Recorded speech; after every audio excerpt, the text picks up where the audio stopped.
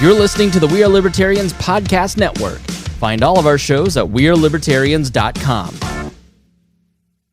Thank you for listening to the We Are Libertarians network. Get our other shows at wearelibertarians.com. Coming up next, we're going to talk about finishing the race. The most important time in your race is October of the election year. And it's the time, it's the time when the awareness is raised. And that doesn't mean that you shouldn't be out working all summer, knocking on doors, raising money, holding events, going to summer festivals. But you should be doing that, but you really have to ramp it up in October. And so October is sort of a different animal because of that intensity. And so we have asked our 2nd District Central Committee Representative Ryan Leakey, that's up north for those of you who aren't from the region, we've asked Ryan Leakey to present on the finishing the race strong, because Ryan has a ton of energy. He ran a great House campaign, and he's going to give you a great presentation on finishing strong. So if you would, please welcome Ryan Leakey.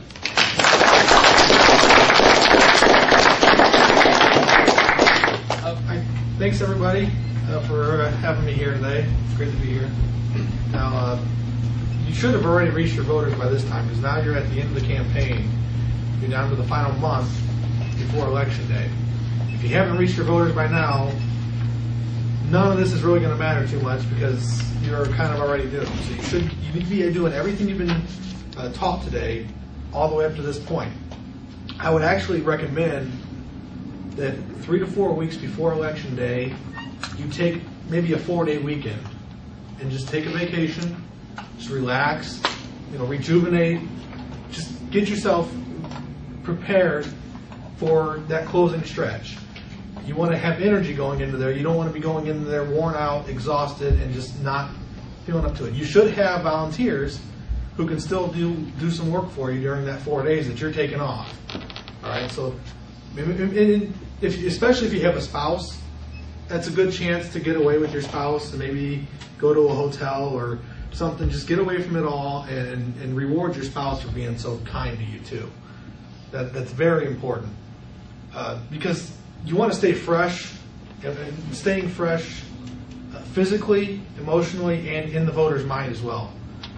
So you really want to keep in front of the voters, and you want to keep with a fresh message. You don't want to wear yourself out. You don't want to say the same thing over and over and over and get to the end of the campaign and have nothing new to say. The voters are going to get tired of it too. All right, so just like you can get worn out, the voters can get a little worn out too. Make sure that your message is always fresh, up to date, appealing, and that it's striking. It's always new. Not necessarily a new message, but you're not saying the same exact thing over and over and over. Keep your message clear and concise. You remember, at the end of the campaign, you should have already made the case for why you should be elected. So now you just want to kind of say, hey, I'm still here. This is why you need to vote for me. Don't go into anything long and drawn out. It's been a long election cycle by now. The voters are starting to get tired. Keep it nice, clear, and concise, something they can understand, something catchy. If you can come up with a catchphrase, there's nothing wrong with that. You keep your message about you. Don't get negative. You can defend yourself, but during the last month or so, especially if you start polling well, your opponents may start coming after you a little bit harder. And it's probably not a good idea to go negative on them. It's a good idea to keep the message about you, what your solutions are. And this is another thing, is have solutions to the problems. There's going to be issues, have solutions. That's one thing I haven't heard today. I think is really important. You can't just stand up there and say, well, we need smaller government. There are specific issues the voters are going to be looking at, and you need to have specific solutions for why smaller government is the best in that given situation. Something's going to resonate with them, something's going to sell. Right? I think Tim said it, you are a salesman, basically, as a candidate.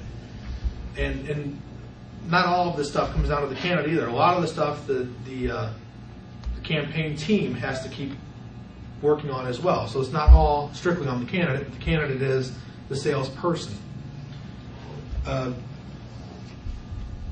At the end of the campaign, you're going to want to do a big final media and advertising push, and All the speakers today actually have kind of hit on everything I really wanted to say, but I'm just going to kind of sum it up real quick here with the advertising and the media push. They're kind of lumped together.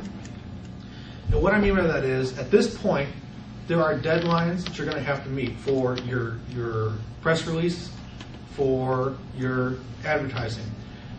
Contact all the media sources, find out what those deadlines are. Some media sources may have a deadline, they won't accept press releases after 7 days before Election Day. Make sure you find that out for each individual one and get that press release out to them before that deadline. Same with the advertisements. Find out those deadlines and get that advertisement out to them on the deadline. Make sure with the advertisements that you've set a very strict budget. You don't want to go over, because if you go over, you can end up owing your campaign money, and you don't have the resources to repay it. So make sure you set a strict budget on how much you're willing to advertise. And as Tim said just a little bit ago, focus on what your campaign is, because you're going to have to target your limited advertising dollars into an advertising buy that makes sense. You're not going to be buying TV slots for a school board member, probably. All right, that wouldn't make much sense if you're in an area where the TV gets, 200 miles wide. You're going to try to find a way to target that a little more specific.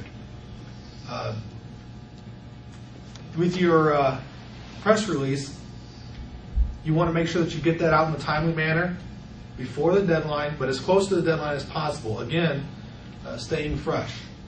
Right, staying fresh.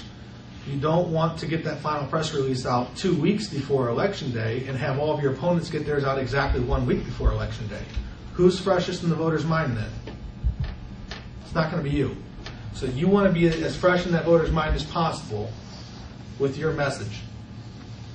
In your final press release, you want to make sure that you capture the essence of your campaign. You shouldn't be selling specific policy issues at this point. This is basically a summary, all right? So wrap it up. Wrap up what your campaign is. And again, this should be, hopefully you should have somebody who is able to help you with this, especially if you aren't a good writer, or find somebody to help you with this. Keep it concise. Again, short message, to the point. Make sure that it's clear, though. Make sure there's nothing confusing, nothing that's nothing that can be taken out of context. That final week, you really want to make the best effort to really get into their minds, because the voters at this point are really looking for the candidates, especially the moderates and the independents who haven't made up a choice. You've always got those who say, "Oh, I'm a Republican. I'll go in. I'll poll a Republican." Or "I'm a Democrat. I'll go in and poll Democrat." So at this point, you're probably not going to be able to reach them. Earlier in the campaign, you might be able to. At this point, it's probably too late. Well, at this point, I'm talking the final 2 weeks. So you want to make sure that your message is something that's going to be clear, concise, and easy for independents to look at it and say, "I like this guy. I could go in there and push the button next to this guy's name." That's what you're trying to do here, is you're trying to sell yourself in a last-ditch effort. With your media buys, you also want to make sure that your advertisement, especially if you're doing a newspaper advertisement, you want to make sure it's big enough that people can read it, but you want it clear and legible.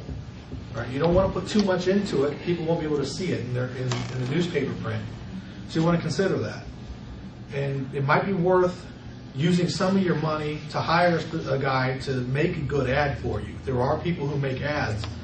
And from business experience myself, I think you can probably get an ad done for between $50 and $75. It looks very, very good, very nice, with excellent graphics. It's not going to be too bad. You can even put your face in there or whatever you want. And people will be able to look at it, and it's going to be nice, not too flashy, but something that's going to be able to sell at the same time. And ask for their political packages. And I say that because a lot of times what you'll find is that they will have different price packages for politicians as opposed to businesses. So make sure when you contact them about how much it costs to run an ad, you specifically tell them exactly what you're looking to run the ad for. And that may get you a reduced price, or it may even help get you into the newspaper with your press releases too, especially if you're doing a newspaper or TV, radio, whatever you're trying to do. Remember, the media are businesses. All right, a lot of us like to rail on the mainstream media and how liberal they are, but do remember they are businesses as well. They're trying to make a profit, and if they know that you're going to turn around and give them money, it's highly likely they're going to turn around and do you a favor as well to make sure that you do place that advertisement with them. So don't be afraid to take advantage of that.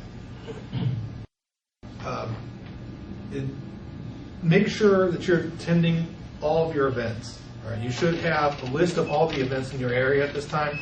You're not going to have to worry about fairs or summer events, but there are fall festivals. There should be Halloween events all over the place. Attend those.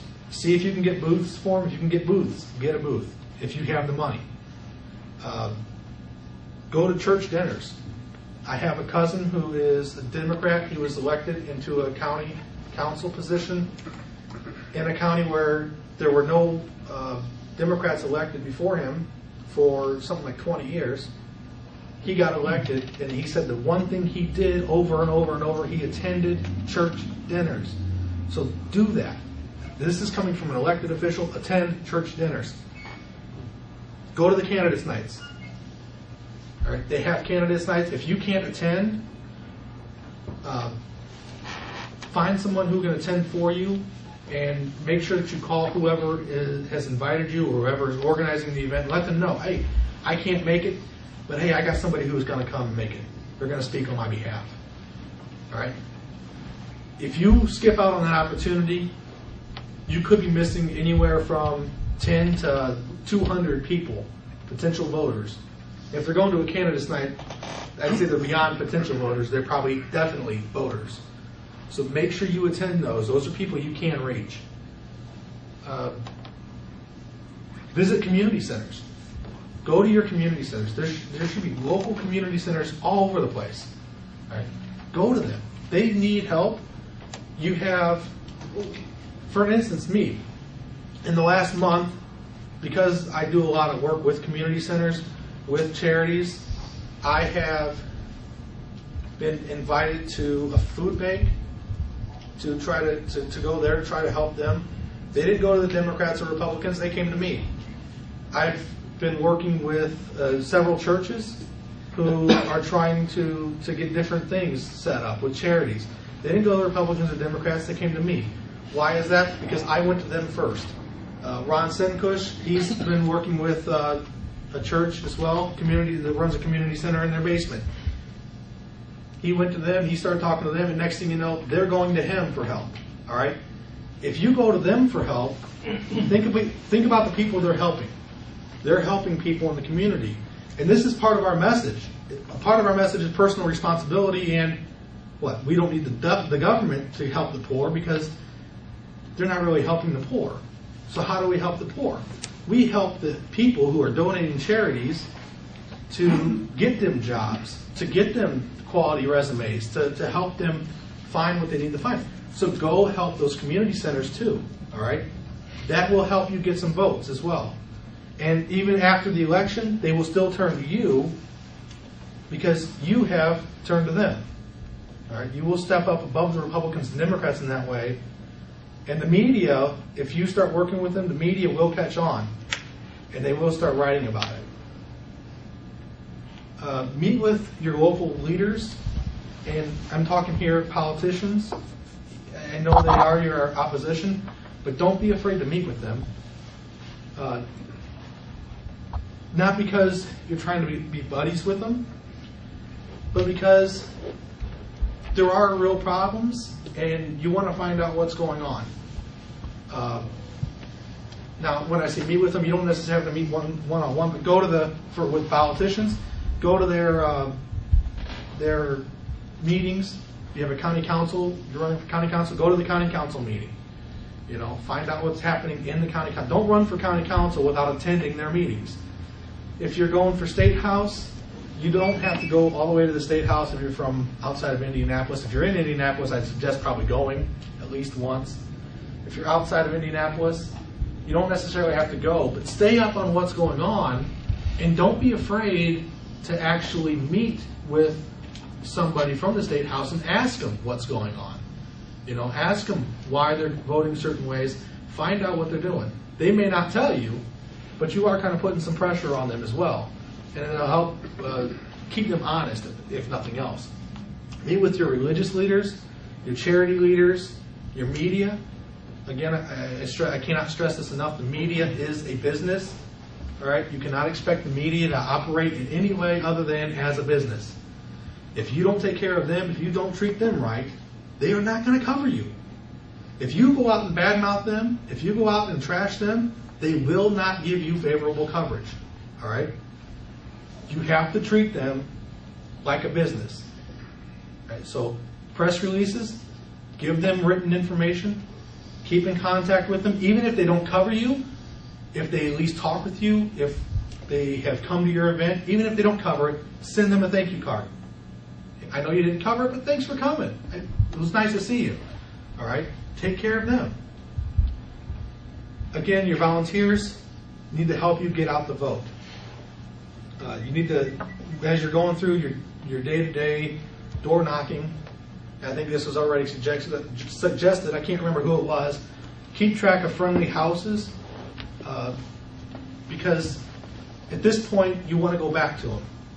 You should have somebody probably working a phone bank. You should, call those people. Let them know you're still on the ballot, or have a volunteer call, again, with a specific message. At this point, you're calling them. You're selling your message again, making sure that they're going to go vote for you.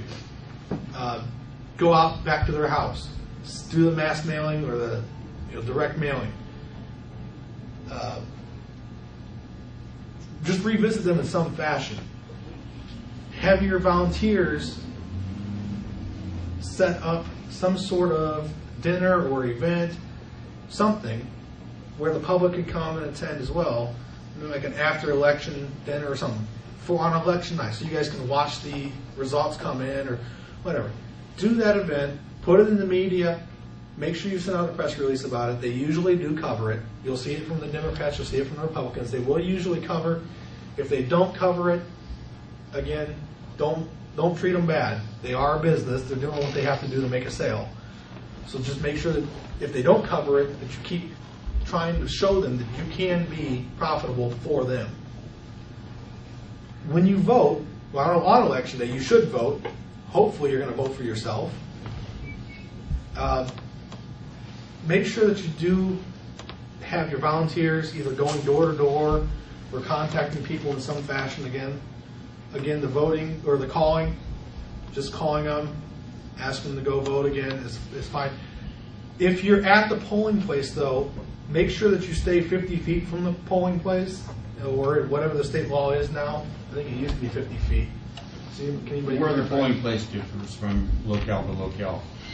It does? Yeah. I mean, different people have different interpretations of where that 50 feet starts and ends. Okay. If it's raining, guarantee it ends right out in the middle of the parking lot. Okay. So just make sure they should have markers up telling you where that 50 feet ends. Don't go inside that 50 feet. You should have, your volunteers need to have something on them that says, yes, I'm with this campaign, whether it's a button or a banner or something. Don't go inside the polling place. Don't block the path of anybody. Don't get negative. Never get pushy. Don't get into an argument.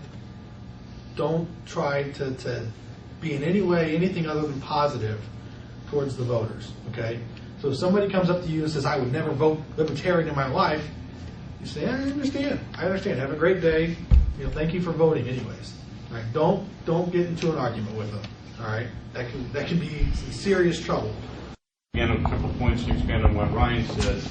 In the area of media buys, when you're talking about broadcast media, radio and TV, I don't know if cable TV has the same rules, but they have to, within 60 days of the election, provide you with what is called the lowest unit price if you're a candidate, not if you're a county organization, a state organization, but if you are a candidate who's going to be on the ballot, they have to give you the same lowest minimum rate that they give to their lowest minimum rate advertiser during the rest of the year, and they have to do that for every candidate. Therefore, you might see restrictions on how much time you can buy. Some of the radio stations around here will allow you to buy no more than one spot per hour because it's only $5 a spot or $10 a spot. Same thing with television, broadcast media. They have to provide you with whatever their lowest unit rate is. Their sales managers should know what those rates are about 90 days before the election. So if you want to start your budgeting at that point in time, and if you know you want to run spots on WOWO in Fort Wayne or on WXNT here or whatever the radio stations are up in South Bend or Northern Indiana, call the sales managers, maybe even in like February, if you want to, even though you're not going to be on the ballot for the primary, you still, if you're a declared candidate, you're still entitled to those rates, and you could run as a candidate, as Mike Cole did, I believe, during the Secretary of State's campaign during the primary season. Hey, remember me come November. I won't be on your primary ballot because we don't participate in the primary system, but I'm going to be the Libertarian Party candidate for Secretary of State or for State House District, whatever it is. And you should, and they have to give you those lowest unit rates at that point in time. That's for the primary as well, Sam? Yeah. Okay. Yeah, even though you're not going to appear on the primary ballot, you're a declared candidate on the ballot, they have to give you those rates. All right. That's for print media, or not for print media, that's pretty much open market as far as I know. But for broadcast media, I don't know if cable TV has to do the same thing, but their rates are relatively inexpensive anyway around here. Usually, when the primary radio station that you can do your spots at least around here, they'll let you go in and produce your spot for free or for a minimal amount of money. And then they'll give you a disc or an electronic file now, I guess, to take with you. If you're going to use it on other media, they're probably going to charge you some kind of production fee for it. It's not very expensive to produce radio spots. It ought not be very expensive to produce relatively simple television spots. It can be exorbitantly expensive if you're a Republican or Democrat, but we've got enough technological people around the Libertarian Party of Indiana that we should be able to produce television spots pretty inexpensively. And then also the cable TV channels, usually if you're going to be putting spots on their internal stuff locally, usually they'll let you go in and just and tape a simple spot of you sitting in front of a blank screen for free, or again for minimal amounts of money. Jim? I was just going to offer the suggestion on volunteers. We talked about it at the polling locations. That was my biggest push for volunteers was at the polling data. And I know, especially in this group, it's probably very foreign to think that people go up to the polls not knowing who they're going to vote for. Does anyone else think that's kind of weird? Yeah. I had to see the numbers. There's a lot of people that go up and have no idea who they're voting for. They don't even know what's on the ballot, especially during the presidential races. They know that Barack Obama was on the ballot, and that was about it. And if you have people out, even if they don't work the whole day, out at the big rushes in the morning and the evening.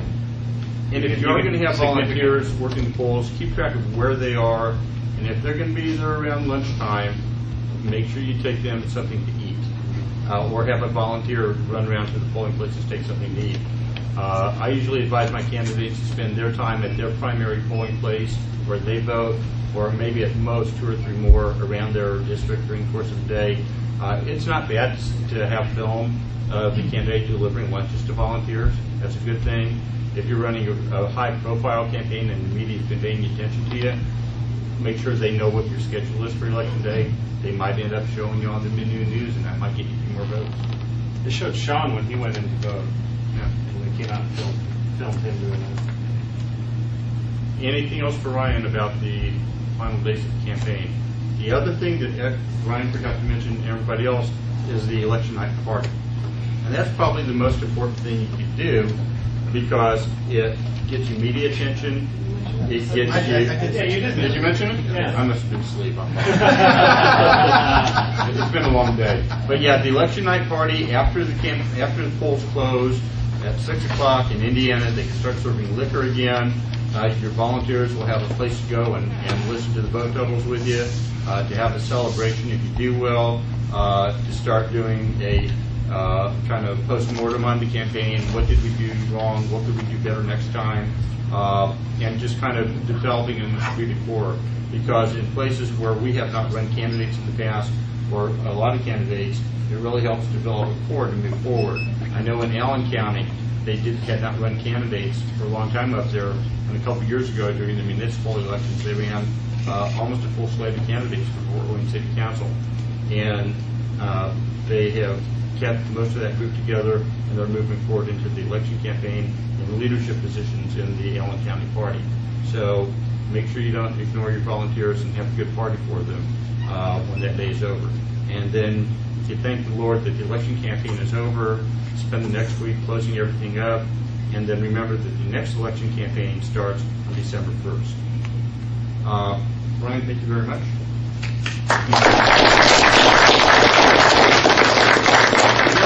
It falls to me to kind of do the wrap up, and I hope that everybody who has come today has gotten something out of it.